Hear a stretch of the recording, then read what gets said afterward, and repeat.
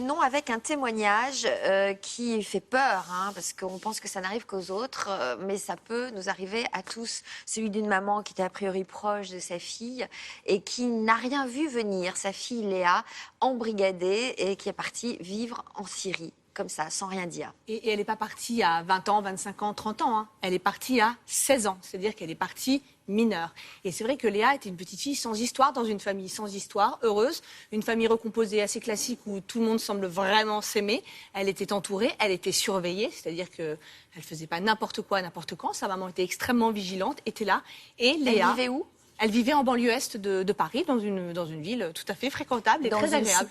Du tout, dans une maison avec un jardin, des fleurs, de l'herbe, des arbres, enfin vraiment quelque chose. Et il est vrai qu'elle a été repérée sur Internet à un moment où elle était un peu faible amoureusement, où elle cherchait à rendre jaloux son amoureux et elle s'est fait happer par un garçon qui l'a emmenée. Valérie de Bois-Rolin est avec nous. Merci d'être là, madame. Donc, vous avez vécu cette histoire avec votre fille. Vous la vivez encore aujourd'hui. Est-ce que vous pouvez nous décrire le caractère de Léa ? Léa, c'était une jeune fille pleine de vie, hein, qui était sage, gentille, qui suivait bien ses études, voilà, qui était très proche de nous, très proche de moi surtout. Et donc voilà, j'étais sa confidente, sa maman. Elle vous avait confié avoir rencontré un nouvel ami sur Internet. Elle vous en disait quoi ? Non, elle disait qu'elle s'était mise sur Internet, voilà, parce qu'elle avait un autre copain, donc elle voulait l'embêter un petit peu, et qu'elle avait fait connaissance de quelqu'un donc sur Internet, que c'était juste un copain. Donc j'avais interdit, je dis écoute, t'as pas l'âge de te mettre sur Internet, sur un site de rencontre. Elle avait quel âge à ce moment-là ? Elle avait 16 ans. Vous l'avez rencontré, ce copain ? Oui, je l'ai rencontré, oui, puisqu'il souhaitait rencontrer ma fille. Donc moi, j'ai souhaité le rencontrer aussi. Et donc, qui était-il ? C'était un jeune homme d'origine maghrébine. Hein. Bon, c'était pas du tout le problème. Sauf que quand il est arrivé, voilà, il m'a pas serré la main, il n'a pas voulu me regarder dans les yeux. Donc là, j'ai dit il y a quelque chose qui va pas, parce que s'il commence déjà comme ça avec moi, étant la mère. Vous avez tout de suite compris qu'il était. Qu'il n'était pas, voilà, c'était pas exact. Pas très ouvert. Pas très ouvert, en tout cas vis-à-vis de moi. Vous l'avez dit à votre fille ? Je l'ai dit à ma fille et qui n'a pas compris. Parce qu'elle m'a dit, mais pourquoi, toi, maman, t'es pas comme ça d'habitude, toi qui es tolérante et tout. Je dis, c'est pas une question de tolérance, là. C'est juste une question que je ne le sens pas. Mais vous avez parlé de religion ? Pas du tout. Non. Elle m'a juste dit, par rapport à mon service, comme j'ai beaucoup de Maghrébins autour de moi, elle m'a dit, ce sont les Arabes de ton service qui t'ont retourné le cerveau. Donc je lui dis, écoute, pour le moment, en tout cas, je souhaite que tu ne rencontres plus ce jeune homme. Et elle vous le vendait comme un grand pianiste, un type charmant. Ah oui, il a fait des études, il joue du piano, même une fois. Vous montez sur son âge ? Oui, déjà, il me ment sur son âge. Elle me dit qu'il a entre 18 et 19 ans. Lorsqu'après, j'apprends qu'il en a quand même déjà 22 ans. Effectivement, physiquement, il les faisait pas, ses 22 ans. Il avait toujours ce petit sourire narquois, là, au coin des lèvres, là, qui est agaçant comme tout.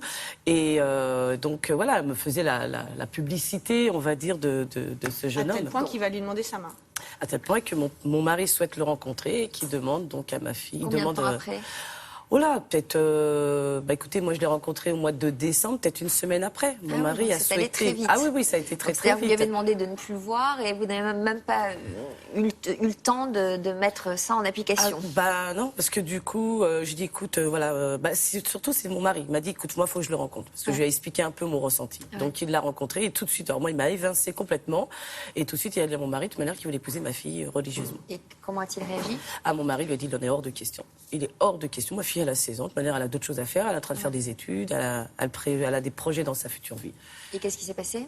Il s'est passé qu'il a dit, j'attendrai. Donc, il a dit, écoute, tu peux attendre, mais tu n'auras pas ma fille. En fin de compte, il a quand même eu notre fille. Et là, votre fille s'est mise à vous mentir, parce que vous lui avez dit d'arrêter de le fréquenter, et évidemment, en cachette, sans que vous vous en rendiez compte. Tout à fait. Elle a continué une relation parallèle. Elle a continué une relation, oui, puisque, effectivement, puisque nous, on souhaitait plus qu'elle rencontre ce garçon.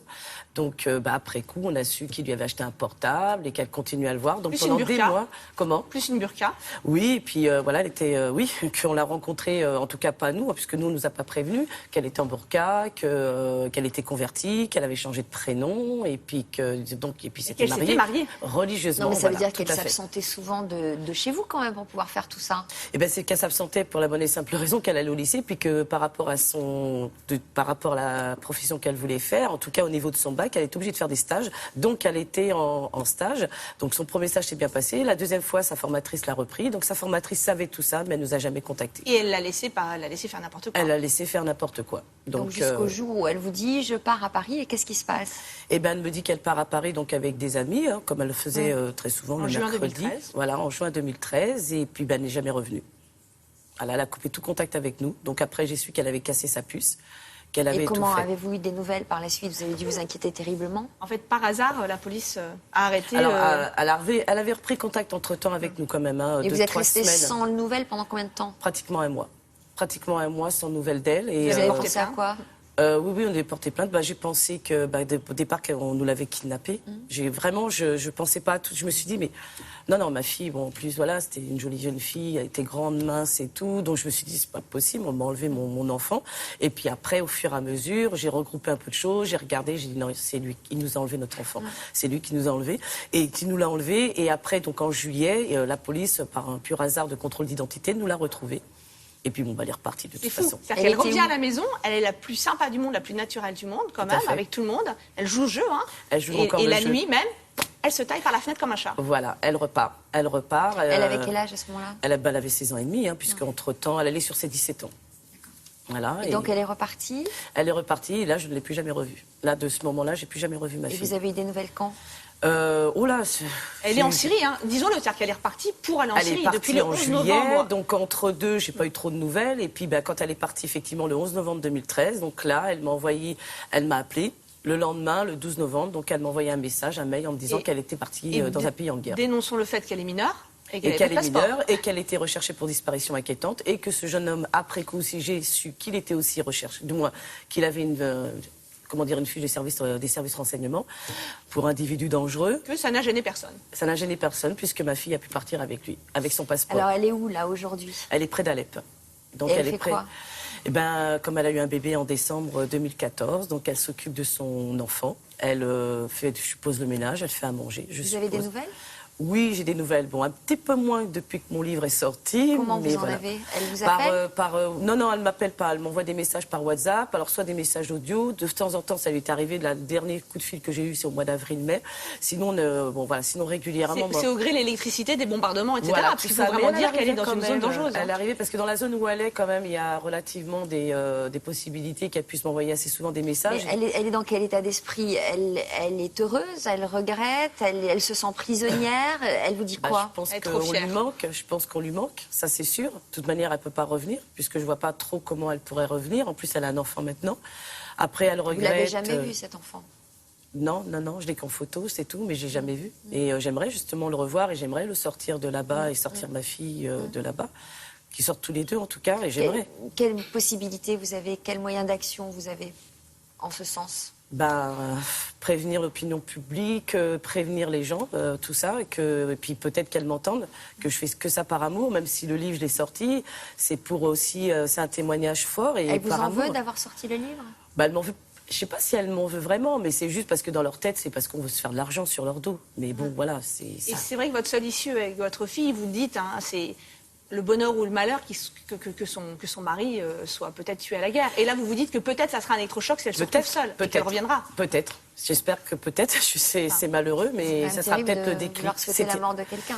Ouais, surtout que c'est pas du tout mon. C'est pas votre- c'est pas votre- bien sûr. Non, pas du tout, absolument pas. Quel est votre message aujourd'hui en tant que mère qui a subi cette situation et qui pourtant était proche de sa fille? Vous dites quoi que... Justement, comme j'étais très très proche de ma fille, voilà, et que pendant des mois, elle a eu deux visages, donc de faire extrêmement attention, parce que nous, en 2013, voilà, on n'était pas prévenus, on savait pas trop.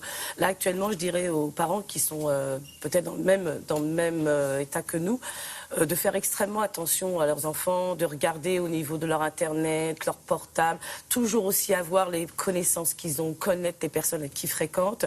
Et puis après, voilà, il y a aussi il y a des associations, il y a tout ça qui fait que, pour les aider aussi. Et surtout, au moindre signe d'alerte, c'est déraciner. C'est-à-dire, Oui. vous l'avez regretté, ça ne sert à rien de refaire l'histoire, mais à un moment, vous avez dit, vous auriez dû l'envoyer dans un autre pays, ailleurs, Moi, déraciner, personnellement, la sortir. j'aurais quitté. Ah oui, j'aurais su. Moi, je serais partie à l'étranger. Sauver sûr que vous seriez parti, mais il y a toujours un lien Internet, ou que vous alliez. Mais il n'y aurait plus le lien Internet, parce que moi j'aurais retiré Internet, j'aurais retiré de portable, j'aurais tout retiré. Ah, mais j'aurais tout retiré, et c'est ce qu'il faut faire. Après, reprendre contact avec ses enfants, écouter nos enfants sur des choses peut-être qui nous paraissent anodines, mais faire très attention, de ne pas être préoccupé. Voilà, on a le travail, je suis d'accord, on a le travail, le ménage, tout ça, mais faire attention à nos enfants. Alors, il y a les coordonnées d'une association qui s'affichent. Alors, il y a votre association à vous, Valérie, que vous avez fondée pour aider les parents qui sont dans le même cas. Il y a l'association de Véronique Bonze, qui est une maman qui, elle, est dans le sud-ouest, pour aider les mamans dans le sud-ouest. Et il y a un numéro vert qui a été mis en place par le gouvernement contre, justement, le djihadisme, pour prévenir le djihadisme. Et vraiment, ce sont des numéros auxquels il faut vous référer